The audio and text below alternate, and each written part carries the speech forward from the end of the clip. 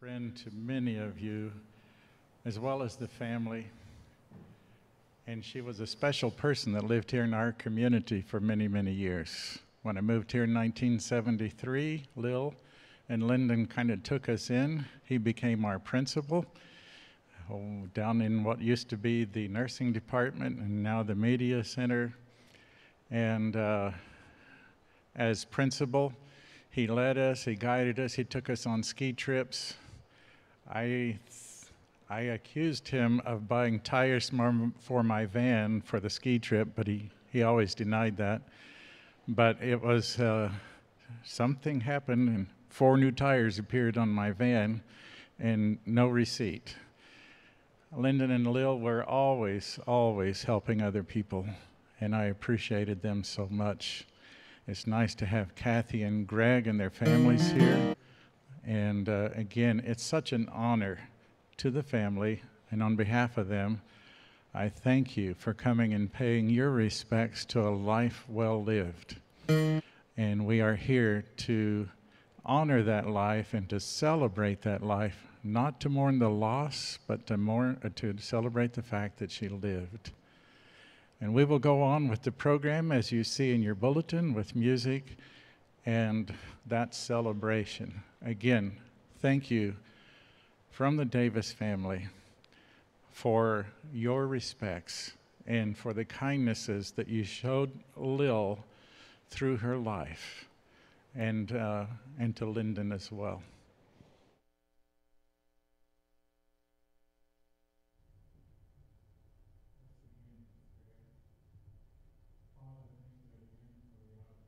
We have of honoring one of our great citizens, church members, friend, and family, Lil Davis.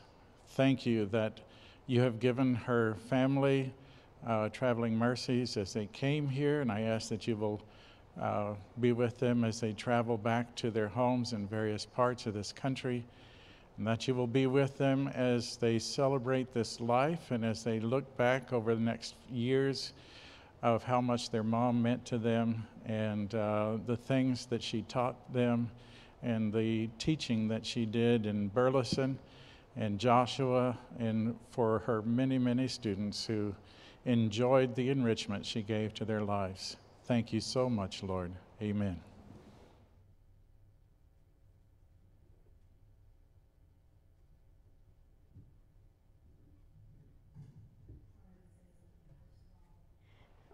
We are here this evening to have a memorial to the kind of work that Christ was able to do through Lillian. And if you heard the sermon this morning, it was a perfect sermon to go with that, because we are the arms and the legs. We're the hands. And so as I play this song, there's a little backstory here.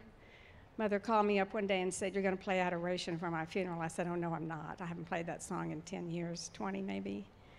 No, you have to play that. It's my favorite song. You know, Lillian accomplished a lot because she didn't give up. And so anyway, we settled on the Lord's Prayer. She wasn't happy, and then all of a sudden she said, "It doesn't matter, I'm not going to be there anyway."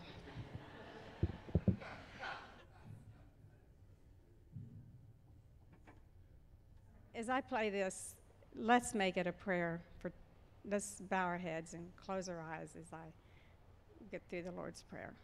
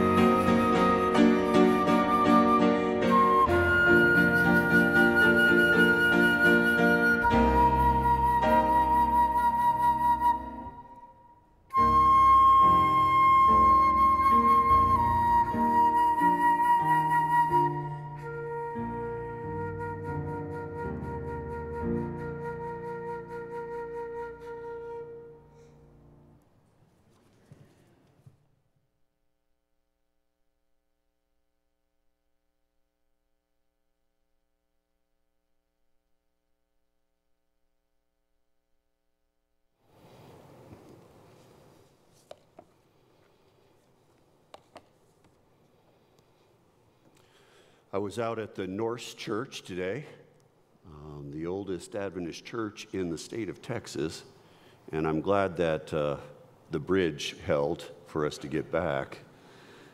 I mentioned Mr. Becker because I had a few puns in my sermon, and I said, please, if you can't handle this, forgive me. Jerry Becker was my math teacher, and all the people from Keene understood.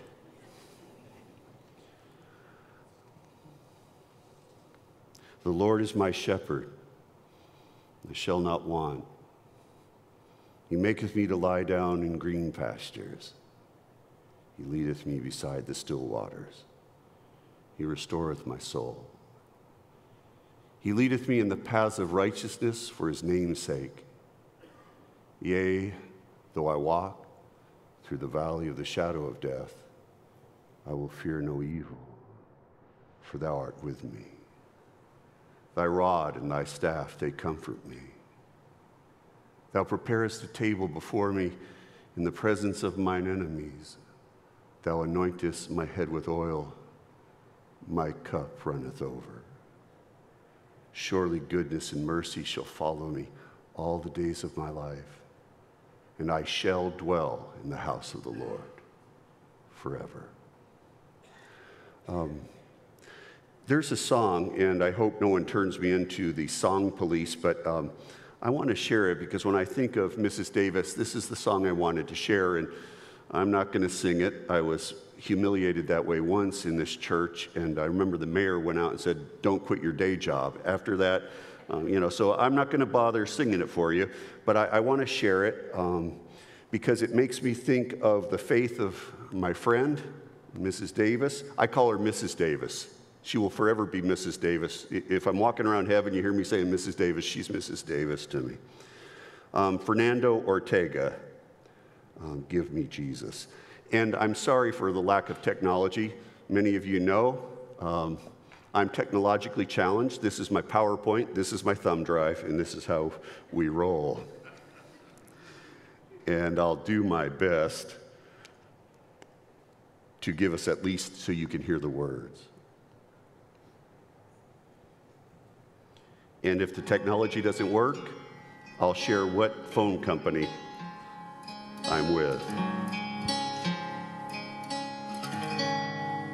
In the morning when I rise, in the morning when I rise, in the morning when I rise, give me Jesus.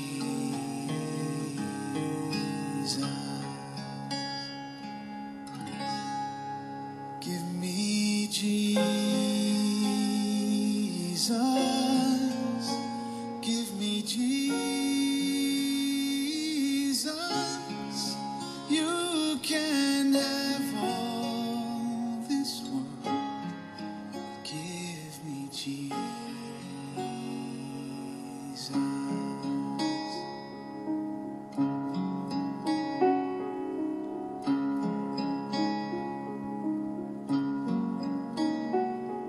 And when I am alone, oh, and when I am alone, and when I am alone, give me Jesus.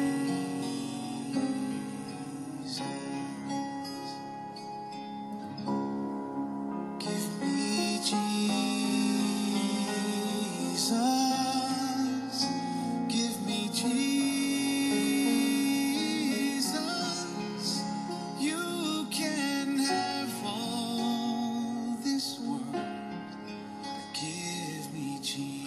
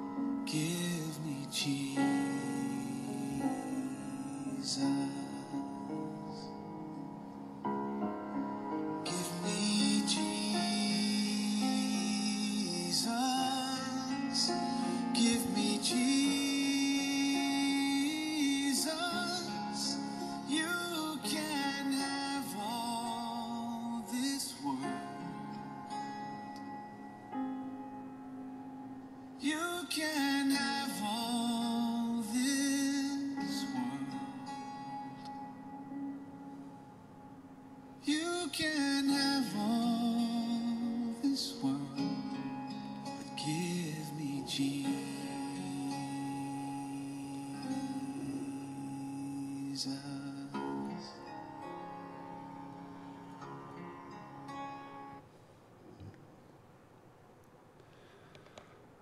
I don't know about you, but I've come to that place too. And Mrs. Davis was there. Amazing. 95 years young. Sharp mind. My last conversation with her, clear as a bell. I'm here today because after every funeral I think I ever had in Keene, which was hundreds and hundreds of them, she would say, "You've got to do my funeral." So I understand the pressure, although it's a lot less now because she said I won't be there to hear it. So none of you tell her, everything was great, but Ron really blew it. So when you get to heaven, don't let her know. And I would just tell her, "You keep on living, Mrs. Davis." And she sure did. She said to me in the course of the conversation, "I'm ready." And I said, "You are." And ready is a beautiful word. The Davis family and Halverson family, we go back a ways. I remember we go back to 8th grade, my 8th grade, which from the looks of me you can tell is quite a long time ago. A ski trip. Only reason I could go in 8th grade was because my parents were, sponsors too. So I got to go. It was my first time skiing. I remember the class. I loved sports, but I didn't know what that was going to mean, putting on long, things on your feet and trying to go down a mountain. And I took the lesson. They said, "You're ready to go up." Are you kidding me? It's a bunny hill. Who has to fall on a bunny hill? But I was one of the few who did. And I'm on a lift, and I'm thinking, I'm going to die. I have no idea what's at the end of this lift. And so I had a lesson, but the ones who really taught me were Mr. and Mrs. Davis. They were so kind to beginners. They even taught my mom, which it's a miracle she could go up a mountain, afraid of heights, afraid of everything. She's on a mountain. They taught her to, do the beginning skiing, and she was a beginner her whole life, and then she continued to do that and teach the beginners because that's where she was. I remember going up a lift with you, Greg. You probably know I was the little kid that was pretty big, but I looked up to you, Greg, and I remember you had Hexel skis, and I thought that was so cool. I don't know if you even remember this. Honeycomb. I remember the advertisements for Hexel skis, the things you remember. Mr. Davis taught me typing on a Selectra 2 IBM. I heard from someone today they used Royales. That sounded even older, so I had a power one at least. He was my typing teacher. Then he was my principal for 3 years. So the Davises, they spent time with us even outside of class. So I'm here today because my friend, Mrs. Davis, asked me to do this for her. She will be there because she asked him, our Jesus. I'm ready. Teach us, O Lord, to number our days, that we might apply our hearts to wisdom. So I was preaching out in Norse, and we made it back. I got back, and the phone started showing me all my texts, and I received word that my friend and my camp ranger passed away just a little bit ago. I'm going to a memorial, and I'll be having another. Teach us, O Lord, to number our days, that we might apply our hearts unto wisdom. I remember even a text in Scripture said, better to go to a funeral than to a party. When I was young, I thought that was morbid. As I got older, I thought, no, that's about having perspective and about really living, but also knowing what matters and being ready. She said, Pastor Ron, I'm ready. I'm ready.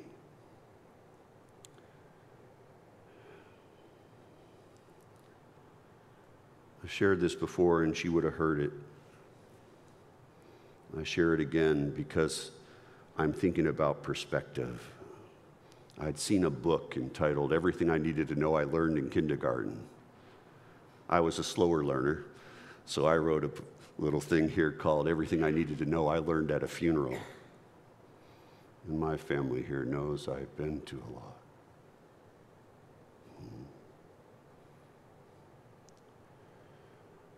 This is what I've learned. That a lot of what the world thinks is important isn't. At funerals, I've seen just how right Solomon was when he talked about all the things he had run after and found empty when he thought he'd find happiness. In the conclusion, he said, empty, empty, it's a waste, like chasing the wind. I have learned that the only thing that fills an empty life is not the things of the world, but the things of God. Things like faith, hope, and love, and that the greatest of these really is love. I've learned that acquiring money or watching others do it, I'm a pastor, that isn't as important as being rich in friends and family. I've learned the importance of sharing and that spirit of generosity blesses everyone but the devil. I've learned that when you give what you have to others, its value grows, not lessens at your death. I've learned that the greedy, selfish spirit not only robs others, but itself as well. And I've learned that time is a precious gift that shouldn't be squandered on petty arguments or self-centered fighting. That you do not have time to hold stubborn grudges. They not only waste seconds, minutes, and years, they waste energy, life, and opportunity. I've witnessed that they leave painful holes in the hearts and bitter, empty spaces in our lives, and that if we're going to hold on to anything for very long, it should be each other. I've witnessed that it is far better to hold tight to those around us in arms of love than to let go in our attempts to chase after other places, faces, and things. I've learned that a lot of things that we fight over are a waste of more than just time. I've learned that the things that often divide us are not as big as we have made them out to be, and that God would be better pleased and served by seeing us united in love than right and at war with each other. I've learned that it is possible to disagree and still love. I've learned just how tenacious love is and how it is the better, deeper part of us. I've learned that life is not about awards you've won or degrees that you've achieved or the special recognitions you've received in life, for that matter. What matters is people, recognizing how much you love them and that they matter to you. That often we are remembered not for the big things we've accomplished, but for the little acts of kindness and love that people appreciate and remember most. And I found that to be so true. And sharing at funerals all the time, it's not like, oh, the big accomplishment you hear about. They taught me to ski. They spent time with me. One time, your poor mom had Rodney Buckingham, Michael Pentridge, and I all in her cabin for a ski trip. She knew we needed the health message, and she was trying to give it. Everywhere we turned, she tried to give us fruit, and she really had a lot of raisins. She was like pushing raisins on us. I still remember these things. Always giving something, always caring.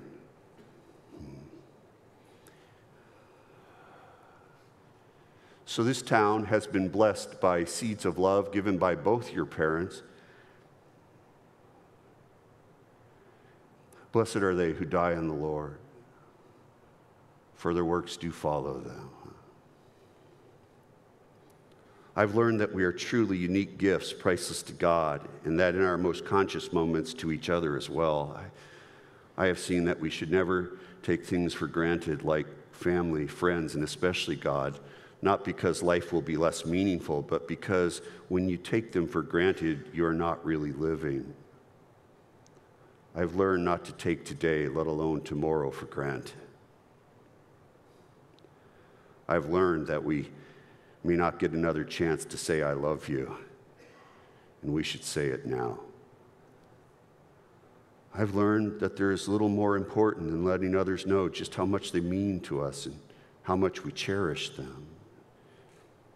At funerals, I have learned that often it is those closest to us that have inflicted the greatest pain or that we have hurt the most, and that is why words like grace, mercy, forgiveness are so important, and they should be given lavishly and not merely spoken of, but lived.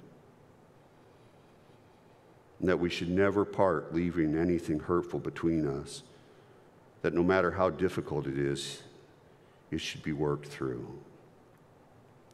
And last but not least, I have learned that death is the final that you don't want to fail, and that the Apostle Paul was right when he was basically saying that Jesus, he is everything. How quickly time passes. And those of you who are younger, there's probably not as many, but you probably get tired of hearing us. And the older I get, the more I'm saying, man, it flies. I have 2 grandchildren now. There's not many perks to getting older. Frankly, it's the only one I found. And I have one who's 5, Noah, and little Reese, R-H-Y-S.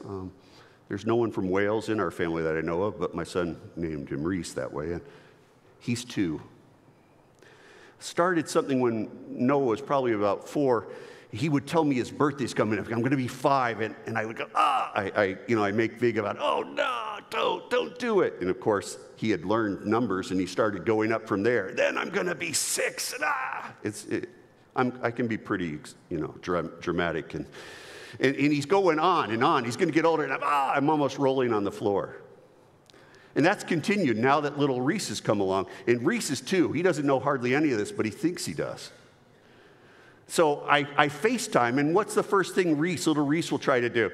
He go, it doesn't matter how many fingers he throws out. They don't match the number, but 7, 10, And then this guy, he is, he thinks he's funny, and he's kind of funny, but he tells you he's funny. Funny, he says, and he laughs going with his head down. And while I'm playing this with them, there's a real seriousness within me. Have you ever felt that when you're talking with your grandkids? It's like, because you know how quick time passes, and you know how temporary this life is. And that's why it's so good to know what we know. That Jesus has promised us great things and done great things for us. When our loved ones die, our love doesn't lessen. It only increases our longing, at least that's been my experience. The longing to see them again, to be with them again. You find yourself wanting to call them, or you know what this is like. And because we Christians, you know what else it does? It increases our longing for heaven in a new earth. There'll be times, and you've experienced loss before, so you know this, that you're just going along and something hits you with a memory, and it's like a wave. Friday evenings near sundown are especially hard for me now, because that's when Dad died. And being an Adventist pastor, Friday sundown, you don't miss that, and it's like this reminder. It was really fresh, and I was needing to prepare for a sermon, and when you're in deep grief, trying to go and give a sermon can be really hard, and when your dad's been a pastor, everything you do is almost like reminding you of it. And I'm wrestling with God about it. And so we've been in Ohio, and basically it's been a long extended mission trip because I'm a pastor and I don't want to be a president, and I had to be a president. And we didn't even really have our own place till recently. And so everything's kind of stacked in boxes and stuff. And God knew what I needed. He'll give you different things along the way to help you. So I've got to give a sermon in the morning. I don't feel like it at this point, and that's not a good place to be. And I'm looking down at my sermon, and below it, there's another sermon title there, and it's not mine. And it says, "Always look for the rainbows." And I'm thinking, I've never written a sermon, "Always look for the rainbows." And I open it up, and it's a sermon of my dad's that I had never heard. And there I am on a Friday night in grief, reading, and you know how this is, you can hear their voice. I'm reading this sermon, and I know how he preaches it. And it's like he's preaching an individual sermon to me. And he's talking about all the places where there are rainbows in the Bible, and how look for the rainbow in hard times, look for the rainbow. And sometimes you'll see the rainbow. This is what he's writing at the beginning of a storm. And sometimes it's in the middle of a storm. And sometimes you don't find it till the end of the storm. But you look for that rainbow, and he's talking about Noah. And he's going one place after another. And then he talks about the throne of God and the rainbow that's there. Great promises God has made to us. Look for the rainbows. For God is a God of promise, and he keeps his word. Let not your heart be troubled. You believe in God, believe also in me. In my Father's house are many mansions. If it were not so, I would have told you, I go to prepare a place for you. And if I go to prepare a place for you, I will come again and receive you unto myself, that where I am, there you may be also. Promises. Who shall separate us from the love of Christ? Shall tribulation or distress or persecution or famine or nakedness or peril, or the sword? As it is written, for thy sake we are killed all day long. We are accounted as sheep for the slaughter. No, in all these things we are more than conquerors through him that loved us. For I am persuaded that neither death nor life, nor angels, nor principalities, nor powers, nor things present, nor things to come, nor height, nor depth, nor any other creature shall be able to separate us from the love of God, which is in Christ Jesus.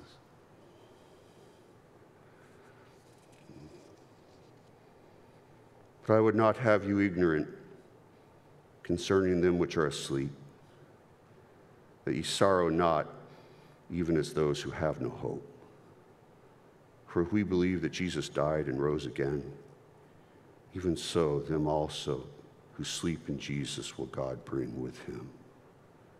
For this we say unto you by the word of the Lord, that we which are alive and remain unto the coming of the Lord shall not prevent them which are asleep. For the Lord himself shall descend from heaven with a shout, with the voice of the archangel, with the trump of God, and the dead in Christ shall rise first. Then we which are alive and remain shall be caught together with them in the clouds to meet the Lord in the air, and so shall we ever be with the Lord.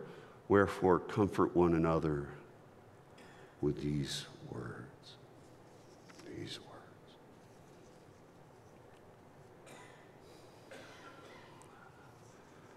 I wasn't with Dad. I was trying to get back to him. I got the word between flights heading to Florida. And I got down with Mom and Diane. They told me that the day before he died, he said, I've been to my Gethsemane. I'm going to my Calvary. And that was the day that he, on a Friday of all things.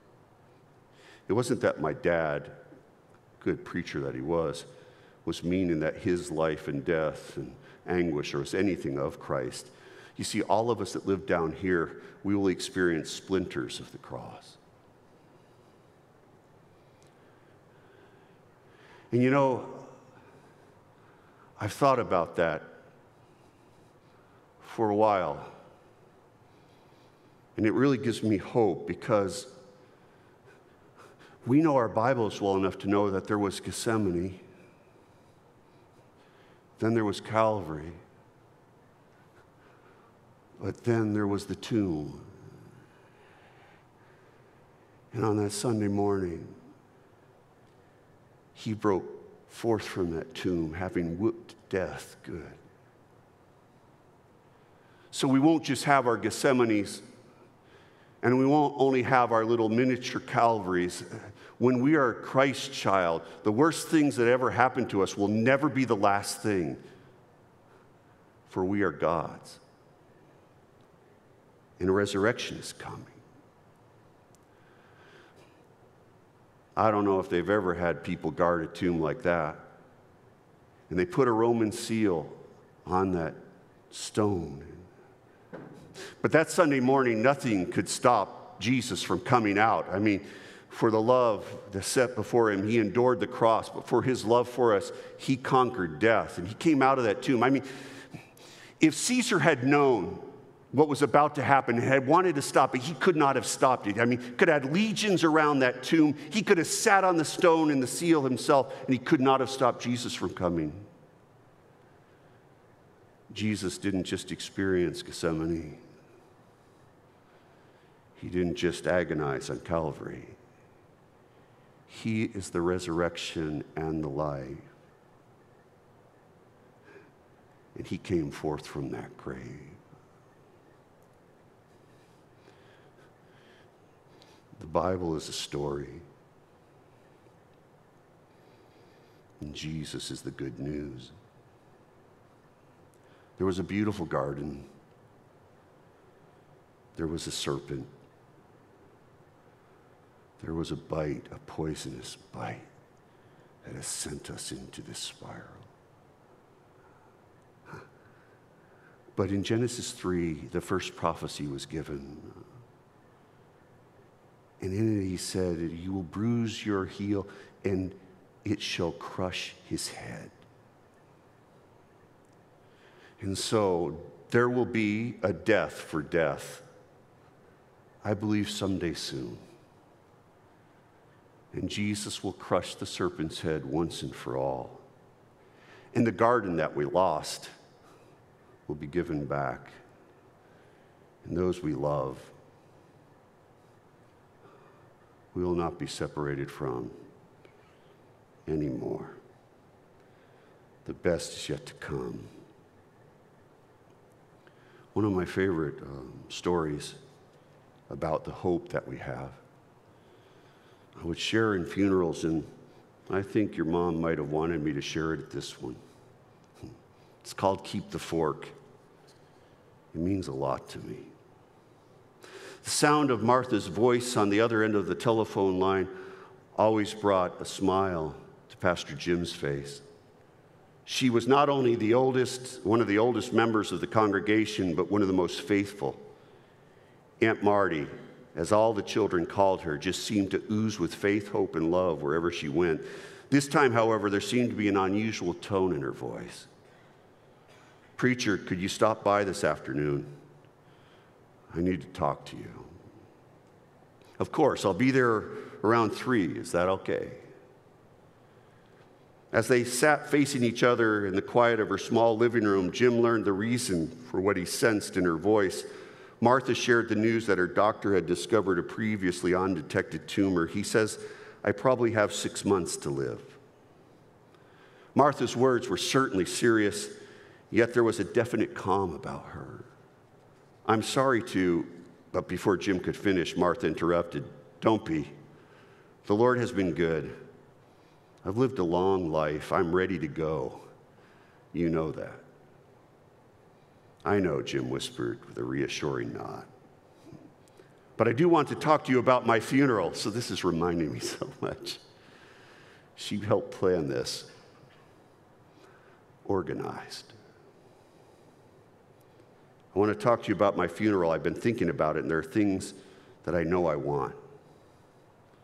The two talked quietly for a long time. They talked about Martha's favorite hymns, passages of Scripture that meant so much to her through the years, the many memories they'd shared from 5 years of Jim at Central Church. When it seemed they had covered everything, Aunt Marty paused, looked at Jim with a twinkle in her eye, and then added, "One more thing, preacher. When they bury me, I want my old Bible in one hand and a fork in the other." A fork. Jim was sure he'd heard her correctly, but it caught him by surprise. "Why do you want a fork?" Aunt Marty said, "I've been thinking about all the church dinners and banquets I've attended through the years." She explained, "I couldn't begin to count them all. But one thing sticks in my mind. At those really nice get-togethers, when the meal was almost finished, the server, maybe the hostess, would come by and collect the dishes. I can hear the words now. Sometimes at the best ones, somebody would lean over my shoulder and whisper, 'You can keep your fork.' And do you know what that meant?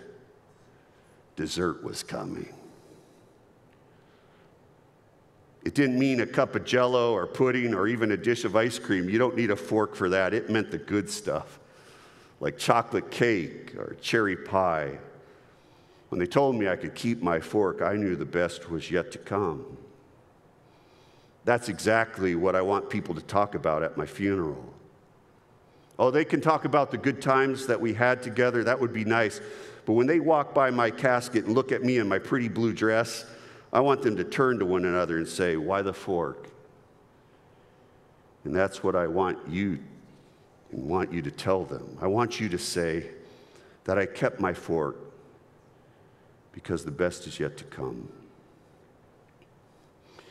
If there's something I've done a lot through the years, it's weeks of prayer at schools. And usually there's someone interested in journalism at these places. And so everywhere I go, it was like clockwork. They'd interview me, and they would all have about the same questions over and over. I could just have it ready.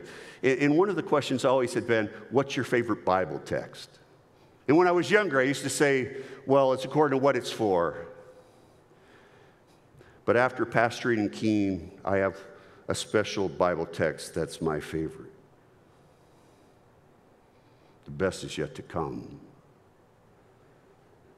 And I saw a new heaven and a new earth.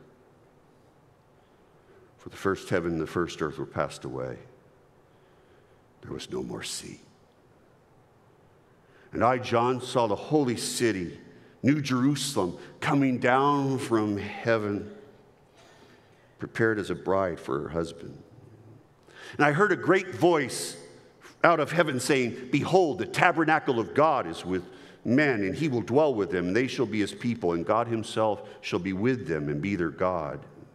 And this is the part I love. "And God shall wipe away all tears from their eyes. There shall be no more death, neither sorrow nor crying, neither shall there be any more pain. For the former things are passed away." He that sat upon the throne said, "Behold, I make all things new." And he said unto me, "Write, for these words are true and faithful." My friend Lillian Davis, faithful. Loved Jesus? Absolutely. Ready. Let's be as well, for that great reunion's coming. The best is yet to come.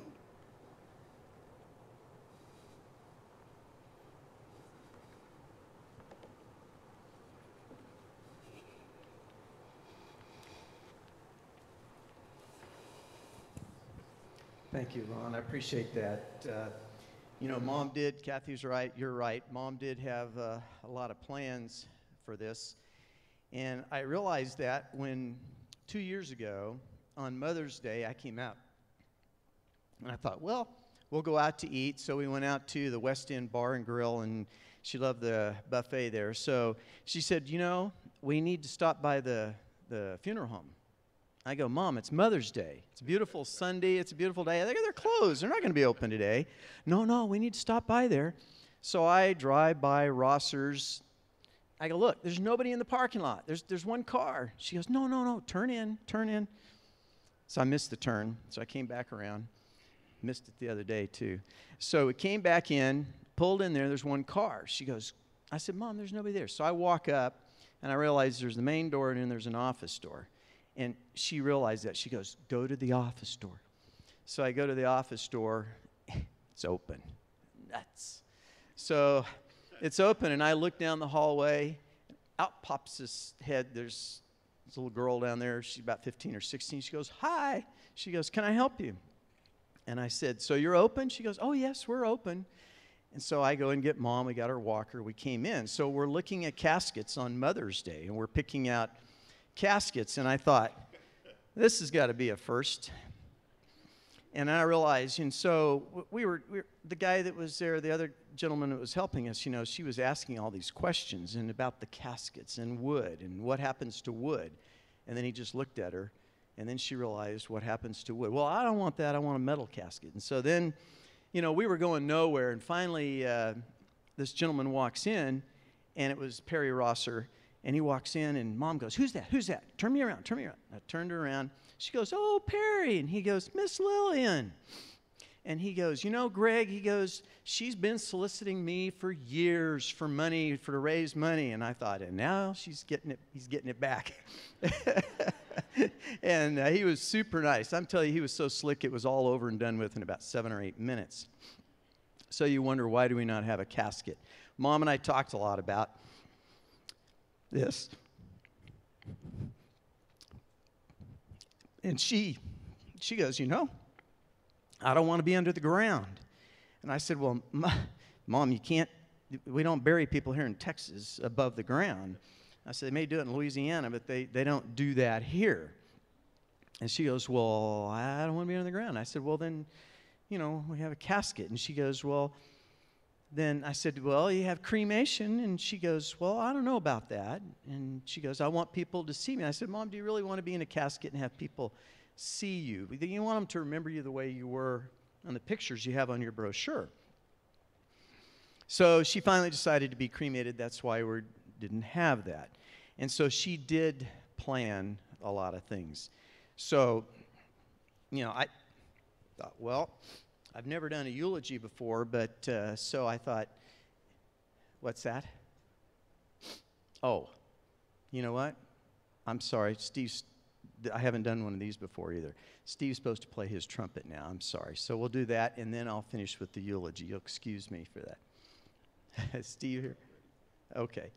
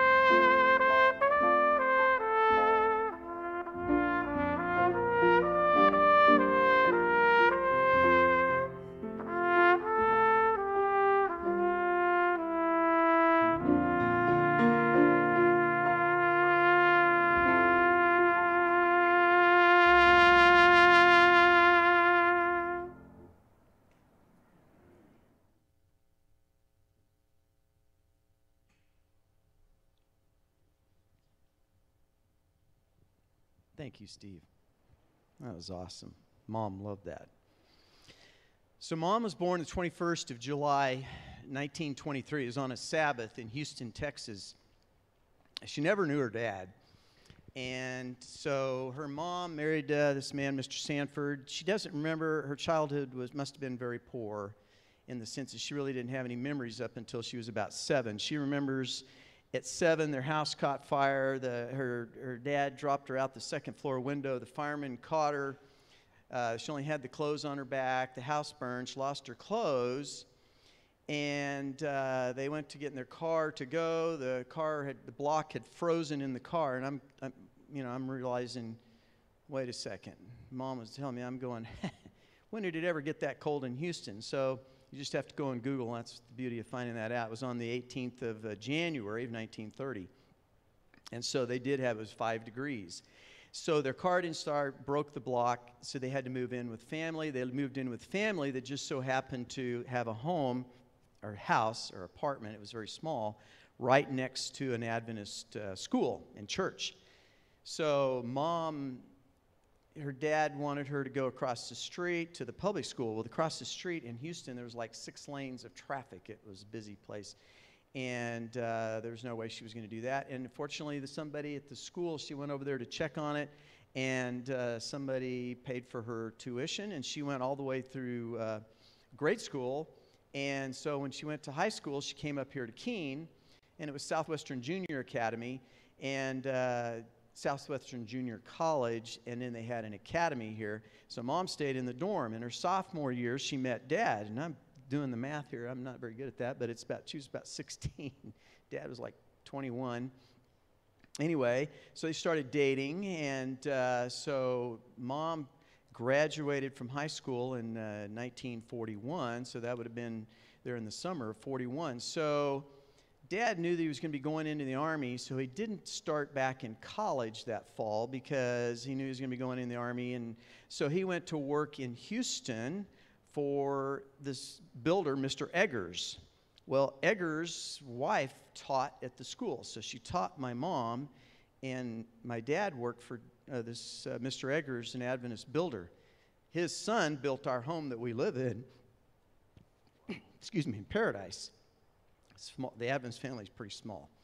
So Dad worked there, and then they got married in January the 19th of 1942.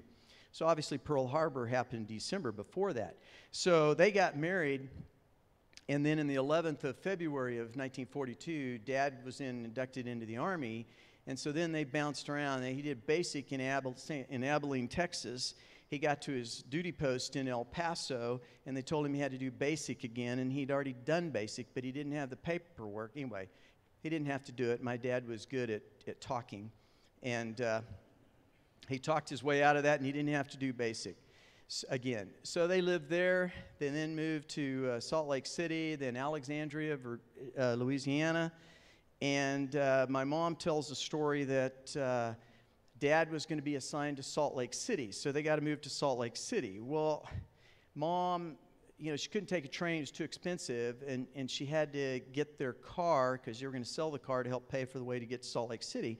She had to get the car from Alexandria, Louisiana, back to, I think it was Kilgore in East Texas here.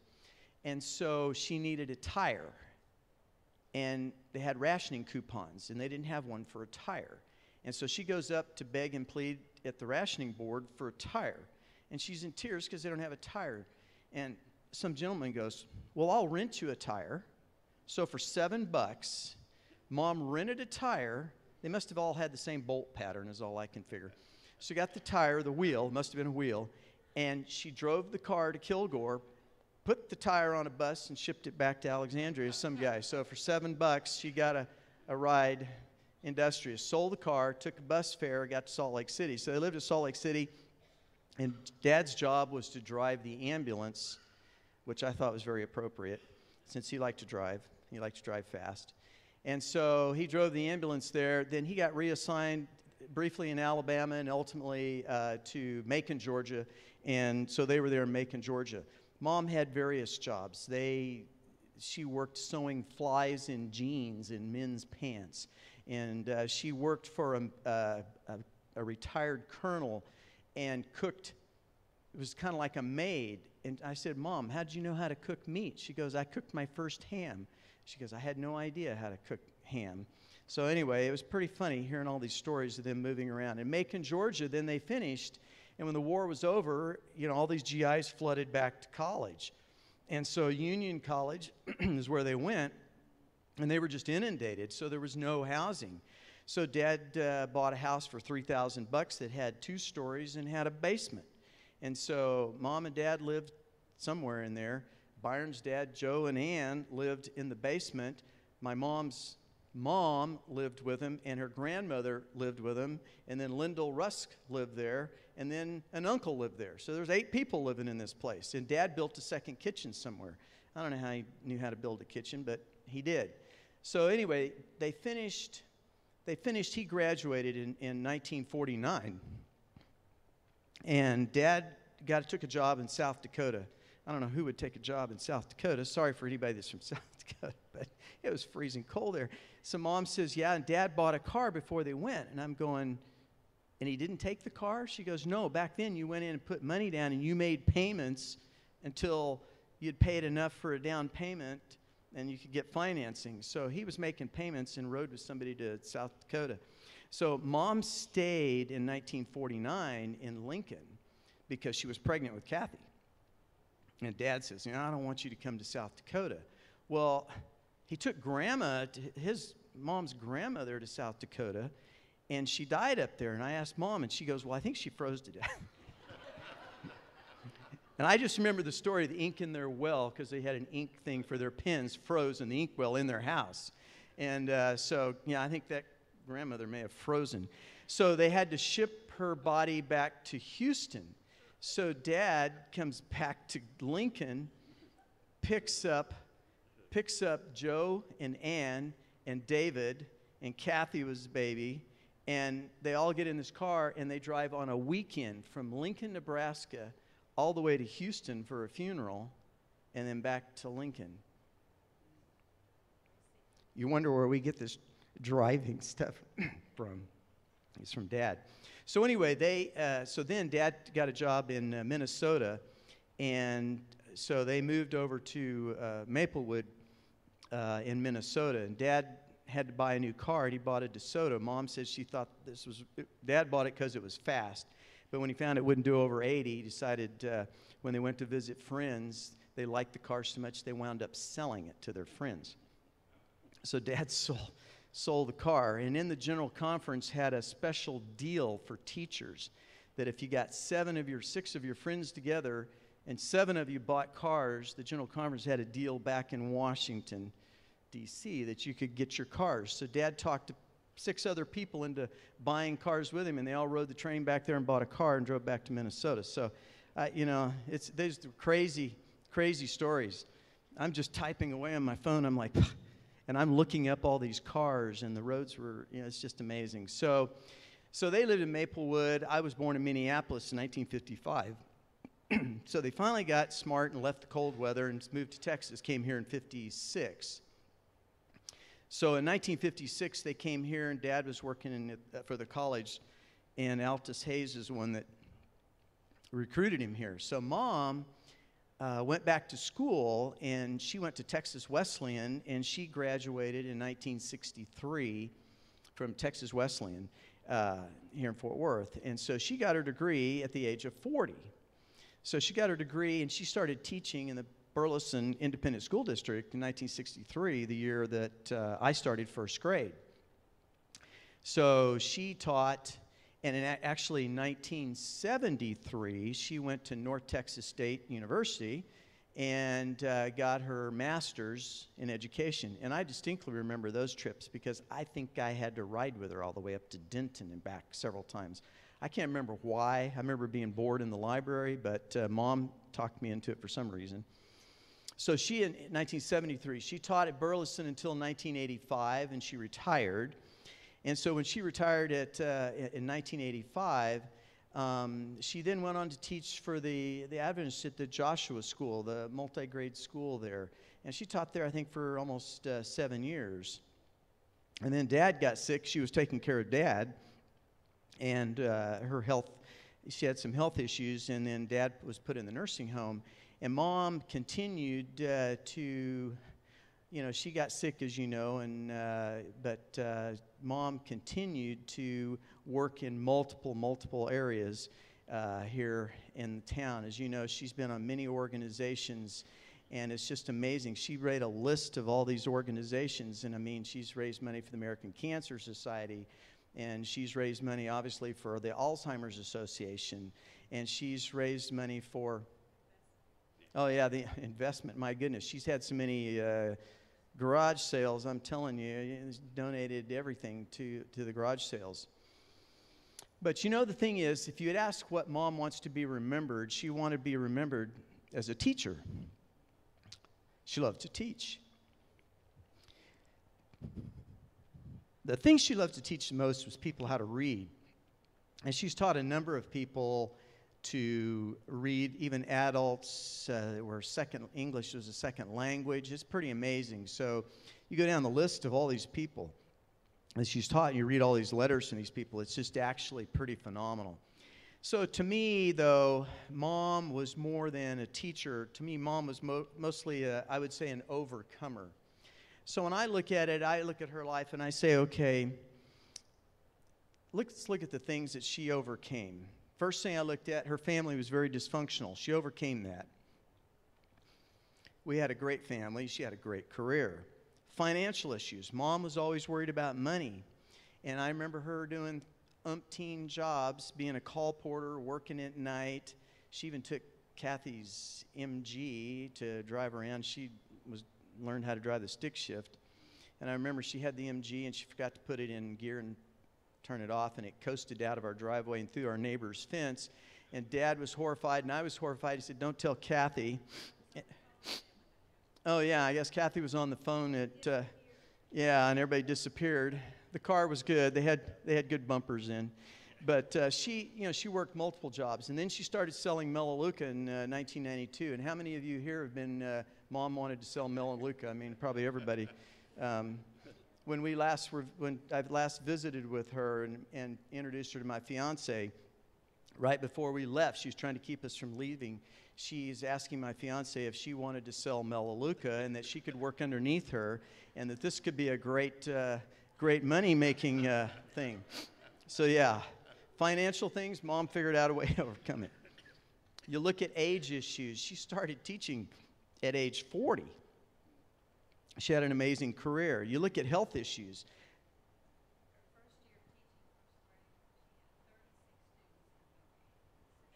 Oh, yeah, that's right. Kathy said when she started teaching her first year, she had 36 students and no aid. So what did Mom getting started in the Burleson Independent School District is aides in classrooms. And she got that started, which I'm sure was helpful. I look at her health issues. She overcame her ileostomy, traveled to Europe, traveled all over the West Coast on a train trip. I look at her, she called me, and she'd fallen on her hip and broken a plastic pottery thing and didn't fracture her hip, and then fell the next week and on her other hip and x-rayed it, and thank goodness she didn't have any fractures, but she was in a lot of pain. So I came back here for reunion, and she was in an extreme amount of pain, could hardly walk. And so I said, "Mom, we got to see a different orthopedist. You got to get some physical therapy. You got to get this taken care of." And so I remember she went to see Dr. Milanis, and she told me all of her symptoms. When I got back home to Paradise, I went to my really good friend who's an orthopedist, and I told him the symptoms, and he goes, "She's got pelvic fractures. You need to redo the imaging studies." And sure enough, Dr. Milanis called me on my cell phone. I'd never heard him before, never met the guy, but he was super nice. He goes, "Greg, you're not going to believe it. Your mom has 6 pelvic fractures." She'd been walking around for 6 months with 6 pelvic fractures. So she overcame that. So what did she do when she had to stay immobile? Was a hard word for Mom. She started a prison ministry. She starts writing to people in prison in pen pals. She had this vertebral compression fracture, and Dr. Milanis did this injection in her back, and that worked amazing. And she wound up walking still every day down here in the park, and walking when she was at Lori's place and walking.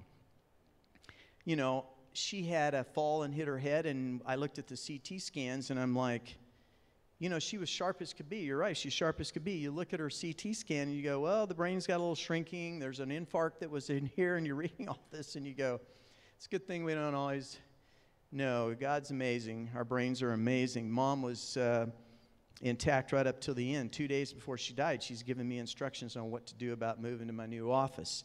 So she was always giving instructions. But, you know, I looked at it when she went she overcame the part of Dad being in the nursing home. She has to go to the nursing home. She was there for every meal. So what did she do? She started prayer meetings on Wednesday night. They're still going. This has been almost 30 years. And so, yeah, it started in 1989. She also felt like Keene was not well represented by the newspapers and stuff. And so she starts writing a column in the newspapers. And she wrote, I read in 1994, they wrote an editorial or a nice thing about moms writing for 22 years for the Burleson newspaper. And she'd written for 13 years for the Cleveland Times-Review. And so they added up all of the words that Mom had put in her columns was 830,000 words. That's 60,000 more words than's in the Bible. So there's a lot of gossip coming out of Keene here, huh? But you know, Mom was just an overcomer, and she would overcome. But I talked to her, you know, at the end, she goes, she knew her health was failing. And she knew that, because she couldn't walk. She goes, you know, if I can't walk, I'm in trouble. So when she was having trouble walking here at the end, you know, she said, you know, the one thing that comforts me is there's a saying, and she wrote it down, and I'll read it to you here. She goes, you know, in this age, the main thing that comforts me is the Bible. She said, there's none like it when you reach the end of life's journey. And you pillow your head on its promises. Then God stoops down and kisses you to sleep. She wanted to die in her sleep, and she did.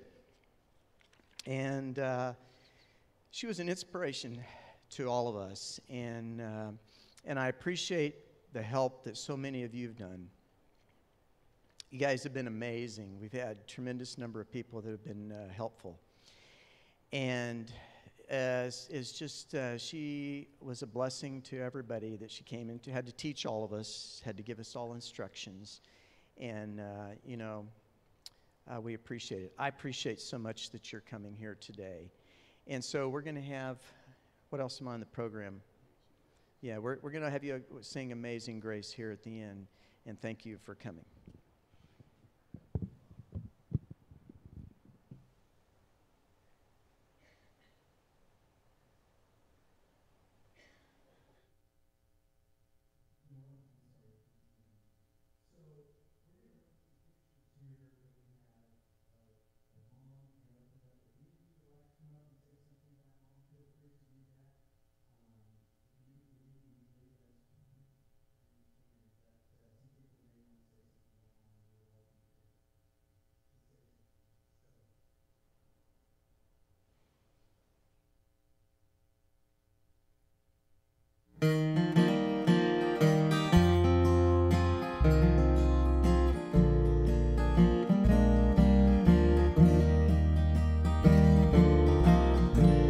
Someday I will go. Someday I will go to a family reunion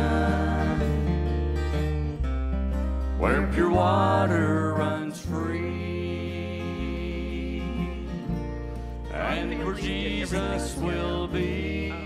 I think back, she gave me my baby shower in the backyard of her house, and my dad goes, well, now Lyndon's going to be there, so I'm going. So now it's kind of vogue for men to go to baby showers, but I want you to know Lillian started that.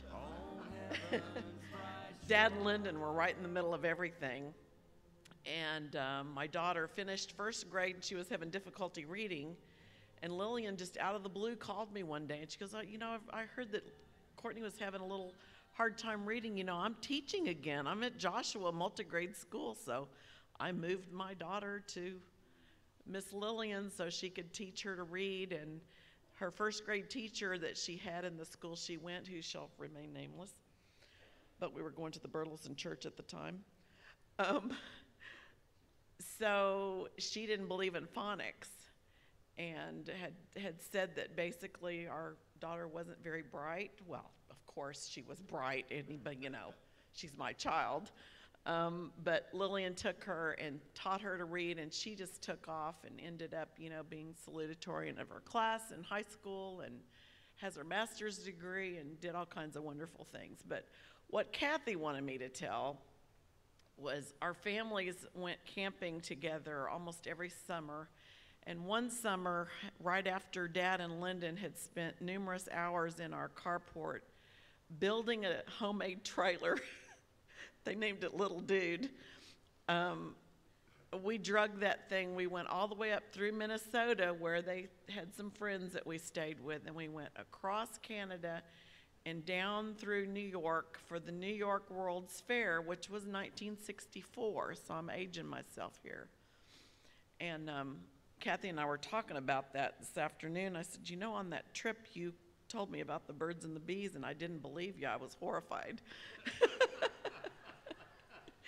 I was going into 5th grade, she was going into 10th grade, and it doesn't seem like there's much age difference now, but back then it was huge. So up until I was about 10, I guess, my brother's clothes went to Greg, and Kathy's clothes went to me, and by the time I was 10, I was already bigger than she was, so that kind of ended. But anyway, we're going across Canada, and it's the Paulies and the Davises, and oh my goodness, the laughter. I just still remember sitting around the campfire and would just laugh and laugh and laugh. Well, we were camping at this place in Canada, and we were on a lake, and the lake, of course, was melted snow. It was freezing cold. There was this little island out in the middle of the lake, and the Davises had a canoe. And so somebody got the bright idea, let's race around the island and back and see which team of 2 can do this the fastest. Well, it ended up being Kathy and Steve, my brother, that did it the fastest. But after all the kids, every combination of child went around this island and back and around and back, and Dad was timing and everything. So Mom and Lillian decide they're going to try it. And they jump in the canoe, and Dad and Lyndon are just about to die laughing because the canoe was still on the ground. It wasn't even in the water. So they had to get back out of the canoe and get it in the water, and then they shoved them off, and away they went, and they made it around the island. And so then it was Dad and Lyndon's turn, and they're like, all right, we're going to show them how to do this. We're going to show you how to do this. And so my dad had really long legs, and he takes a run and jumps in that canoe, and man, they're just going, and they get it right out in the middle of the lake, and they both go to the same side really hard at once, and that canoe just flipped. And they're screaming. They're out there, and they're in freezing water. And Mom and Lillian were just literally screaming with laughter and screaming for Greg and my brother to quick run back to the campsite and get the camera, get the camera. They weren't worried about them drowning and freezing to death in the water. They just had to have a picture of this. And they're just screaming. And so Greg and Steve are running back to the campsite, and they heard some people say, what's going on over there? And their kids said, oh, 2 old men just rolled a canoe over out in the middle of the lake. Anyway, we have been able to entertain ourselves for many years on just the crazy things that our parents have done. So Miss Lillian was very special, and she always worried about my mom with her memory issues. And she couldn't walk, but she would wheel her wheelchair over there and check on my mom every day. She was right across the hall from her, and I really appreciated that. So anyway, I love her to death.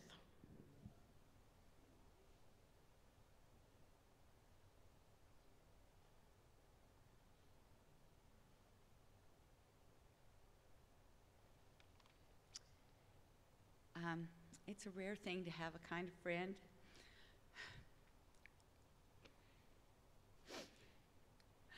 Lillian was to me.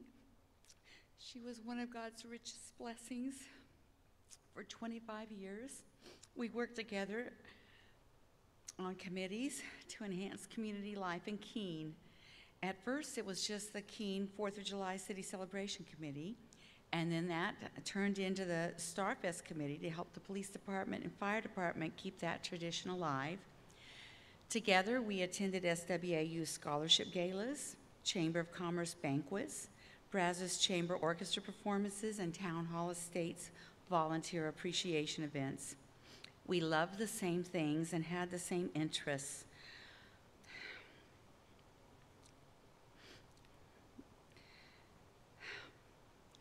Our hearts were knit together.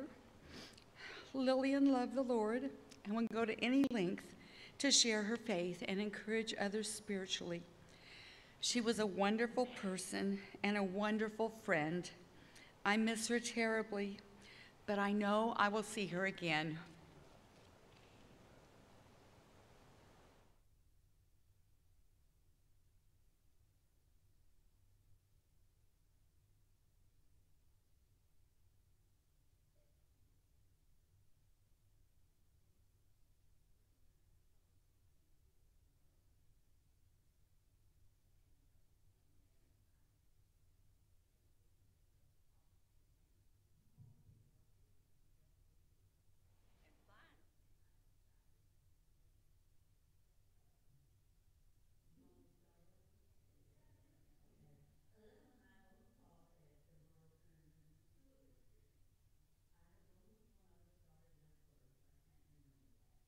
But anyway, one morning,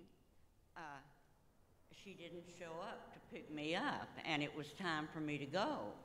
And I kept waiting and waiting and waiting, and finally I called Lyndon, and I said, Lyndon, where's Lil? Oh, she's been gone a long time ago. I'll come and get you and take you to school. And I said, oh, no, I got the car. I'll just drive over there. So I wheeled over there real fast, and I got there, and the principal and the girls that worked in the office were all there at the back door and said, Lil, where is Lily? You don't have her. Oh, I guess I forgot to tell her to call Lyndall Rusk and go over there, and I just forgot. Well, the principal and the assistant principal and everybody and his dog were at the back door when I drove up at 8:30, and we were supposed to start school about 8:30. And, but I wasn't there, and everybody was worried about what was happening to me. And finally, Lil got there, and she had left me, she'd forgot all about me. And of course, I walked in and I said, Lil, where have you put your head? I was so irked with her. And she said, oh, Lily, I forgot to call Lyndon and tell him for you to go ahead and go to school. So, but I did get there on time. I was a little perturbed, but I was there. And here's the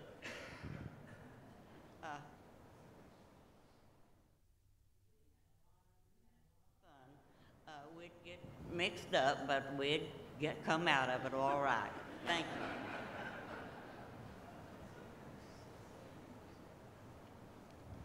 you. I don't know where to begin, but I'm going to make it short because I'm like Janet. We got to know each other after, well, I knew who she was, but when she broke her pelvis in 6 places is where we kind of connected through Starfest. And I kind of helped her out with her in her house and helped her get through some of that, pay some of her bills. We went through a lot of hospital times together.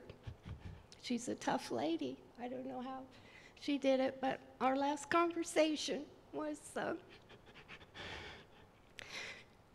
we hugged each other and we celebrated because she made her 95th birthday. And she said, I didn't think I would. I said, but you did it. And then she was waiting for her beautician to come to do her hair. And my husband had just had a little surgery, so I couldn't stay. But Greg, she stood up for me.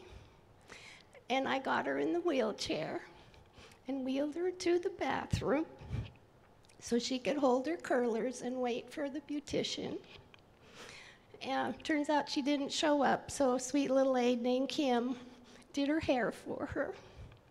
I kissed her on the forehead.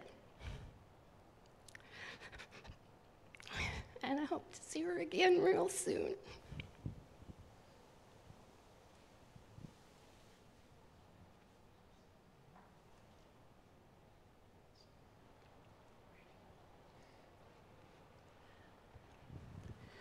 I've known Lillian Davis since I was 24 years old, and I got to know her because I started dating Ed Lowy. The Loweys and the Davises have always been very good friends, and so for the next 2.5 years, I was in and out of the Loweys' house, and so were the Davises, and that's how I got to know her. And Lillian was somebody who achieved something I have never been able to achieve in Keene. She was one of those people, like some of you here, who knows everybody in Keene. She knows the name of their children, their grandchildren, where people graduated from, and where they live, because nobody in Keene has an address. I don't know if you're aware of this. Nobody in Keene has an address. They live in so-and-so's old house. My future in-laws lived in the Bailey's old house. Okay, I've never been able to get that straight. I operate with addresses. And she has always been able to do that. She was always in touch with absolutely everybody who lives in this town and a lot of the surrounding suburbs, because, of course, Keene is the center, and then there are suburbs around Keene. So one evening in March of 1980, Ed Lowy proposed to me in the Bailey's old house. And we didn't tell his parents that night, and we didn't tell my parents that night. He walked me to my car, and I said to him, do you think Mrs. Davis knows? Because Mrs. Davis knew everything. It was very shortly after that that I stopped calling her Mrs. Davis, and I've called her Lil for the last 40 years. And she was very precious to me, and she was always very good to me. And I'm going to miss her very much.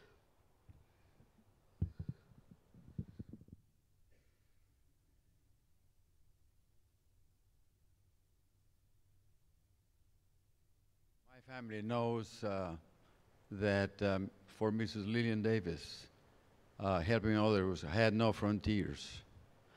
And coming back from working overseas back in '86, I called my friend Robert Folkenberg. I said, Bobby, I'm going back to the States. Where should I go? So what do you have in mind? I said, well, most of my family and friends live in Texas. He said, well, go to King. Everything is there.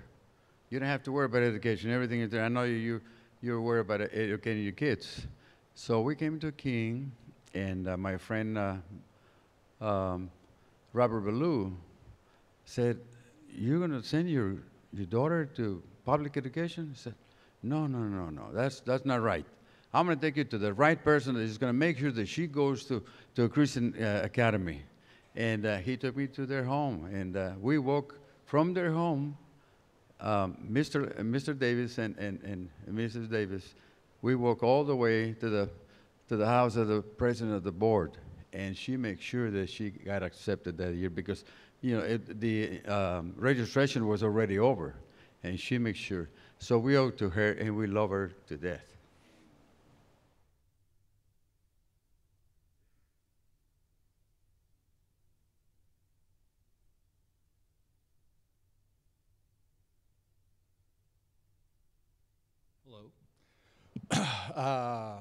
I did one thing that I didn't know that I would do, but I think the best thing I ever did was give Mrs. Davis my phone number.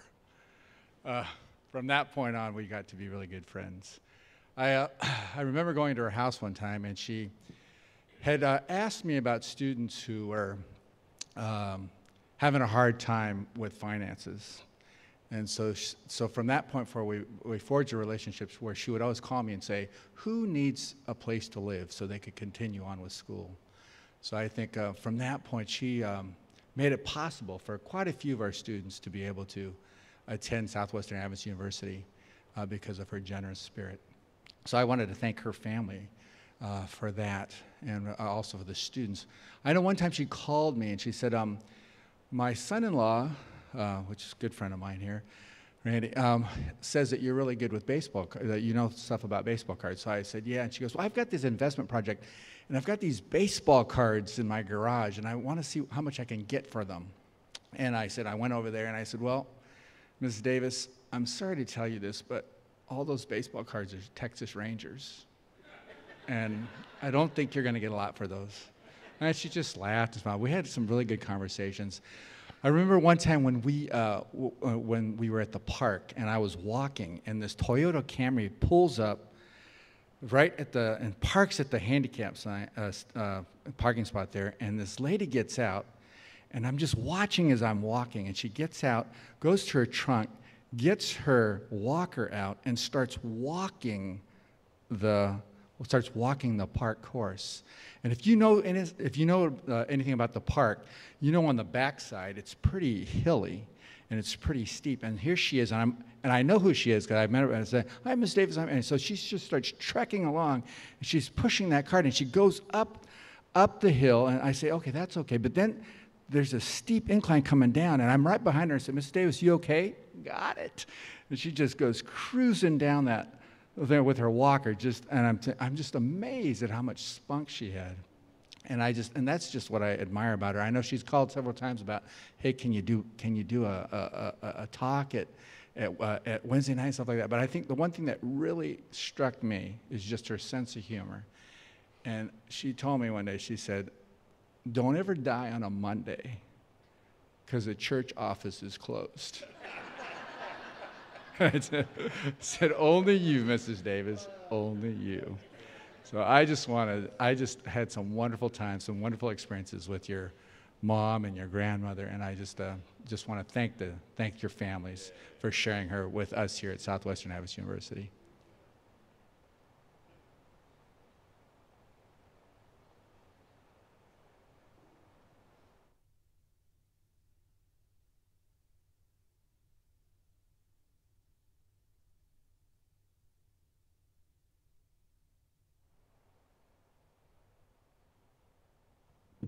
I actually met the Davis ladies backwards.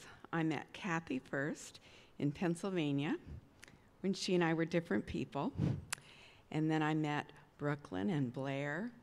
And then I had a new life and I moved to Keene, Texas.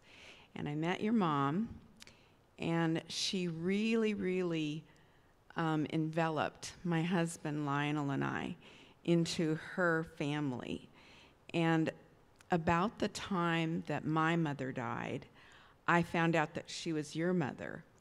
And so I have loved your mother like my mother for about 10 years.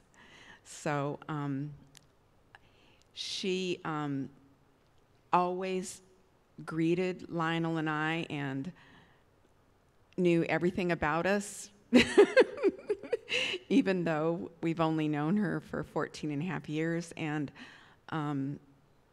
it's just been a real pleasure to have been associated with her in that special way.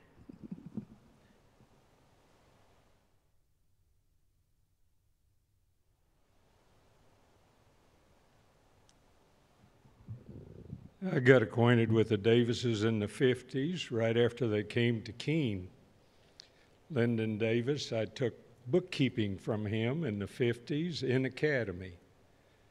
And I liked bookkeeping. And so when I got to junior college as a freshman, I took Principles of Accounting 1 from Lyndon. Apparently Lyndon must have liked me or saw something in me that's for the future, because I got to be Lyndon Davis in Faculty Honor Day. It's the only time I've ever been on a faculty.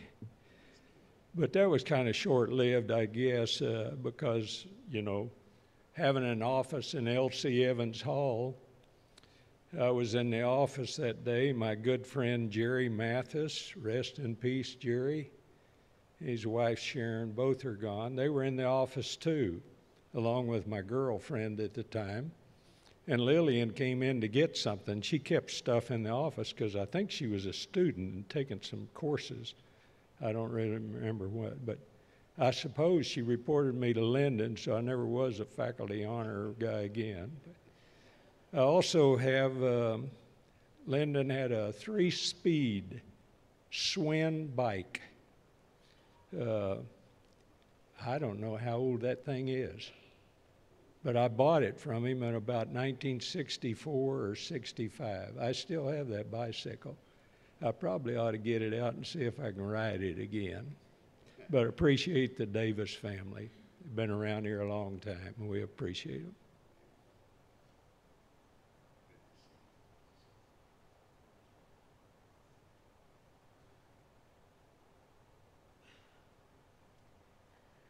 Hi. I met Lillian about 4 years ago when I moved to Keene. I was in between selling a home and moving out into the country. And I was in a little apartment, and I would just walk over to Sabbath school, and I met her over at the Chapel Sabbath School. And I told my daughter-in-law then, I said, when I get old, be sure you dress me like that. Because she dressed so cute, and she was so colorful, and just a lovely, lovely woman. And we just became friends. And at one point, God really impressed upon me to just that I needed a prayer partner. And Lillian became my prayer partner for quite some time. And my work got real busy, and that kind of played out a little bit from the time that I was able to spend with her when she was over at Lori's place. But Lillian never quit praying. And, you know, there was a time not too long ago that I was going through some hard times, and Lillian would pray for me. I mean, she'd call me and tell me I still have all of her messages on her phone, on my phone, and she would call and just say, you know, I just want you to know I'm praying for you. And it just always meant so much. And I remember telling my sister, who's one of the elders in her church down in Sandia, and I said, you know, there was a period of time there that I've got a broken relationship with my youngest son right now because he's choosing not to be part of our family. And I shared some of that with Lillian. And there was a period of time when I was just struggling, even myself, just being able to pray for him and pray for the situation. And I told my sister, and my sister said, and I said, yeah, Lillian prays for him every day. And she calls me and she says, I'm praying for him. And my sister said, you know, God put her in your life because he knew that you could not do it. So he put somebody in your life that could do it for you. And right before she passed away, my brother, that was a primary caretaker for my mom, down in Seguin, went into congestive heart failure.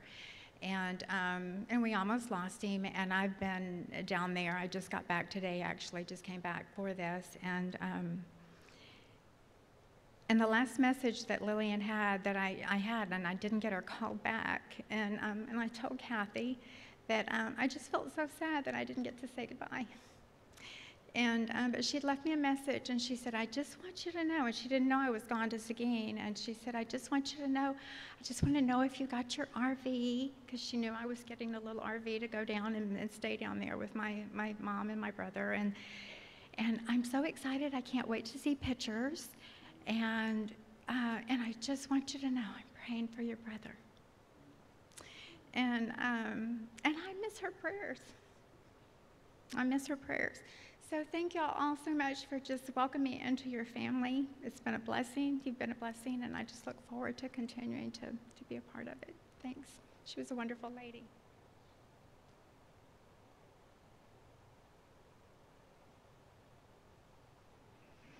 I hope you'll forgive me for getting up here because I've only known Lillian 8 years. But there is something that hasn't been mentioned that Marissa reminded me of when she brought in a beautiful wreath made of food labels, and it's out there by the guest book, and you want to be sure and look at that wreath of full food labels, because she used to call me quite frequently and say, "Oh, we've got $100. Be sure and put that in the bulletin this week," and say, "Keep those labels coming." So one last time I'll say, keep those labels coming.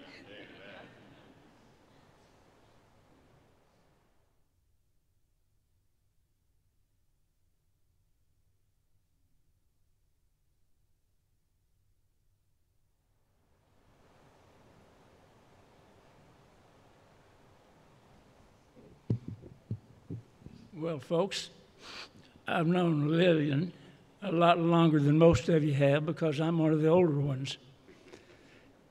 Lillian, the first time I met her was in a little town down in Kilgore, down in East Texas.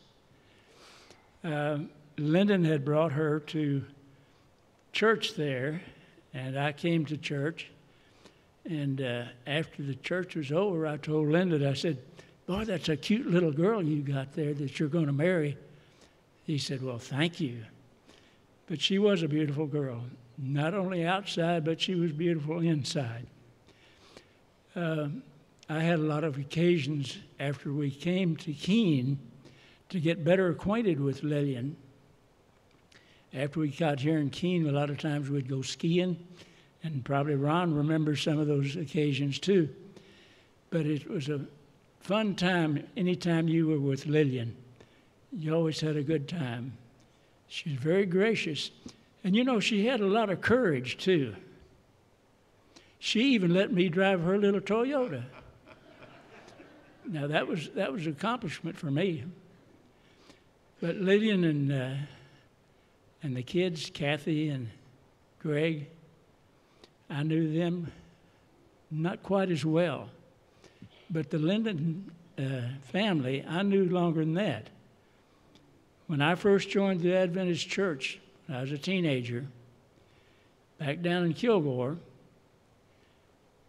Lyndon's mother carried my mother and I to church. We wouldn't have had a way to go to church if it hadn't been for them. So we have a lot of thanks to give to your family.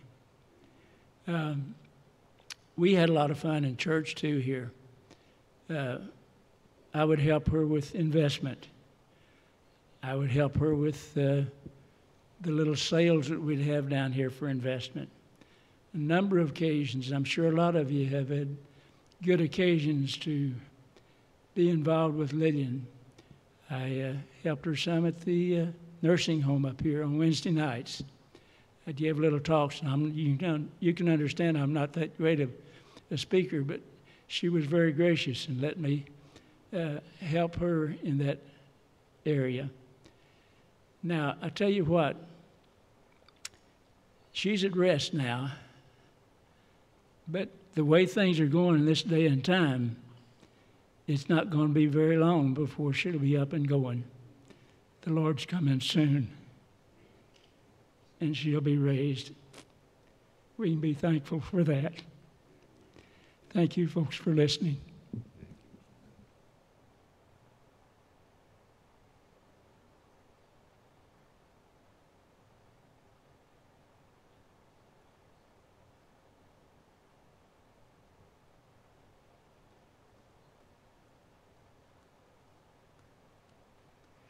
Listening to everyone talk, I thought of a few stories. Well, my husband Byron, Lil was his aunt, so we would see her from time to time. And the first thing I think of is we had a lake property for many years, and she came to visit us. I think she was in her late 70s, maybe. And she wanted to go to the lake property because we were going, so we just had a trailer there. We took her. I don't know, I don't think we probably stayed overnight, though. She certainly would have, so we may have. But we had a very steep trail that went down to the water, probably from here to almost the back of the church there. And I love walking, so I always walked, but everyone rode.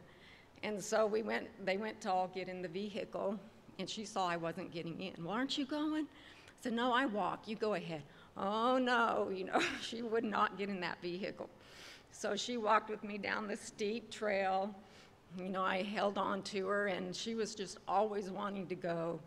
And we get to the water, and she wants to get in the boat. She rolls up her pant legs, and she gets in, and we go all over the lake, and we come back. I don't know if she walked back up the hill. I would hope we drove her. But, you know, she wanted to be a part of everything. She never let age hold her back. And she did love education when we had our two boys.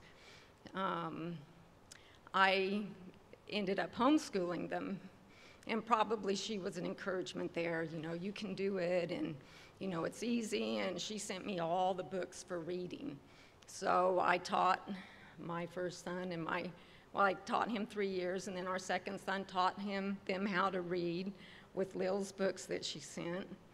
And after that, I taught another girl I met who spoke poor English. I taught her with Lil's books, and I'm getting to teach another girl English with Lil's books. So her love of education continues through all the people she influenced. And then I also think of whenever we ran into someone to Keene or visited someone from Keene, they would, you know, you'd hear all the things they were doing, what they were going to do, but at the end they always said, don't let your Aunt Lil know. We don't want it in the paper. They say, we don't want people to know our house is empty, and we don't want them to know this or that. But, you know, Lil did it because she loved people. She loved people, and she rejoiced with the things people were rejoicing in and having fun with, and she sorrowed with those who had hard times. So it was out of her love for people that she did those things, and we should all love as much as Lil did.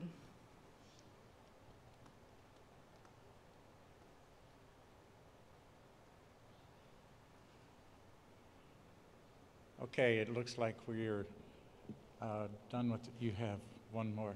Okay. I wasn't going to come up here, but Kathy wants me to share this story. You know, a couple of times in the last few years, Lil, you know, took a turn for the worse, and so we would hop on a plane and fly over here and thinking this was going to be it, and we would show up and walk into her room.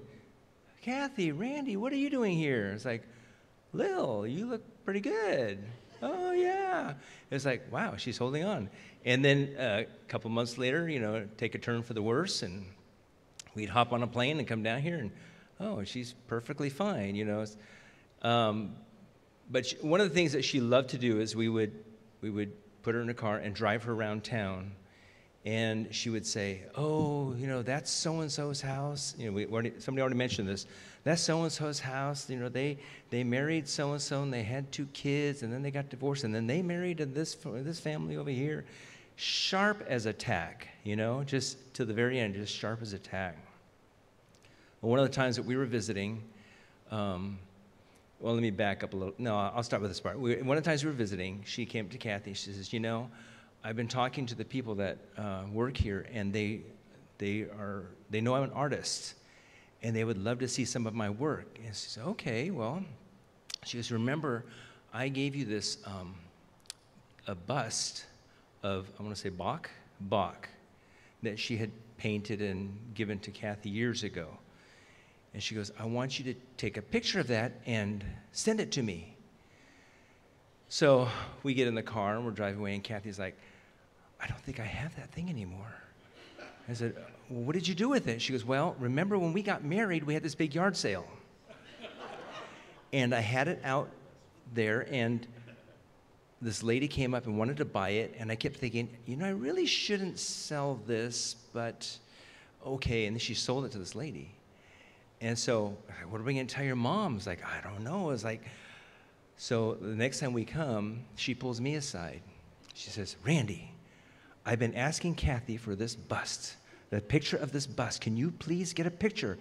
I said, Lil, I don't know where it is, which is the truth. I didn't know where it was. I said, I don't know where it is. She goes, I said, it could be anywhere. So she goes, well, when Kathy moved, didn't she move a bunch of stuff into your garage? And Well, it could be there. So then we get together with Greg one time. We said, Greg, Mom's asking about this Bach bust, you know. Do you know anything? Well, you know what? She painted one for me too. And what was yours? What was your Mozart? Mozart. He's like, she asked me for it. It's like, Mom, I don't know where it was. I don't know where it is. And then so what Greg does, perfect, he says, now didn't you make one for Kathy? Maybe Kathy can find hers. Like, no, they don't know where it is. So, you know, we live in Tennessee, and we would fly all the way out and see her. And I would go back to school, and the teachers would ask me, you know, how's your mother-in-law? And I said, oh, she's irascible. Isn't that the word? Irascible. She's irascible.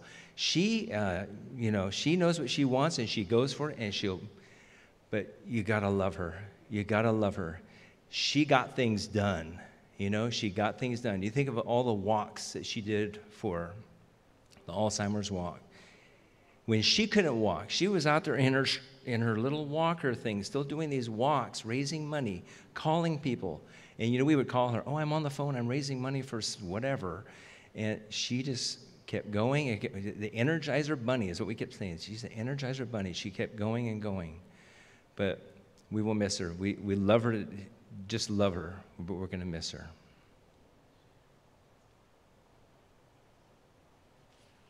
We just have two little parts. Brooklyn is going to play for us Amazing Grace. After that, we'll have a 3.5-minute slideshow of Lil's pictures.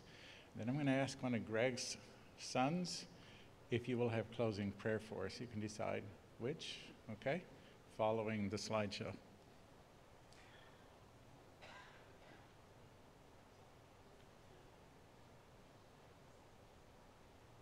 Brooklyn is going to play Amazing Grace through one time, and then you can stand and we'll, page 108, song number 108, and we'll sing those 5 verses together.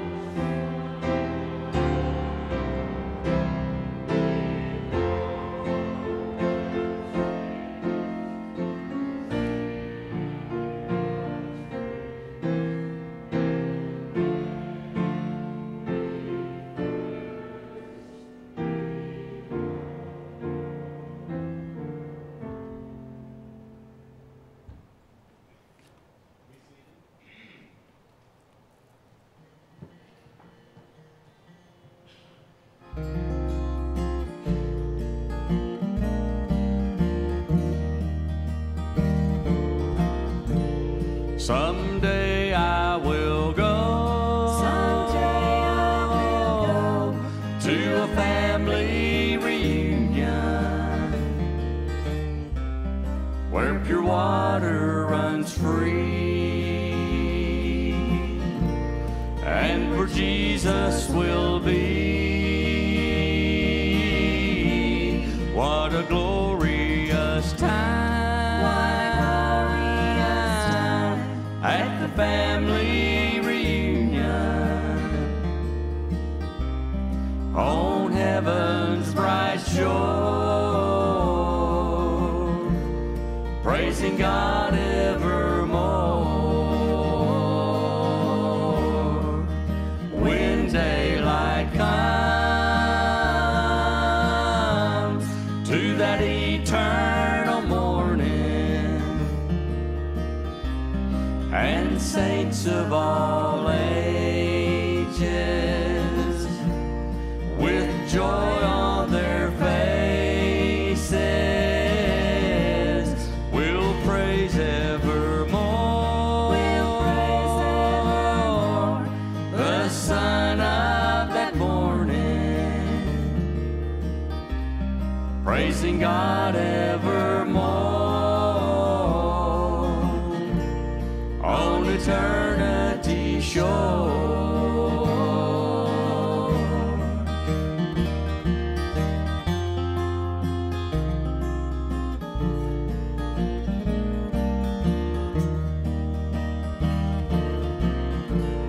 The saints of all ages will be at that reunion. All colors of faces from the world and its races. What a glorious time, at the family reunion,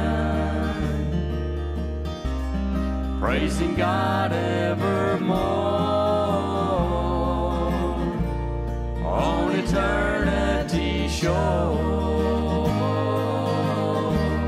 Someday I will go to a family reunion where pure water runs free, and where Jesus will be. What a glorious time, at the family reunion on heaven's bright shore, praising God evermore on heaven's bright shore, praising God evermore.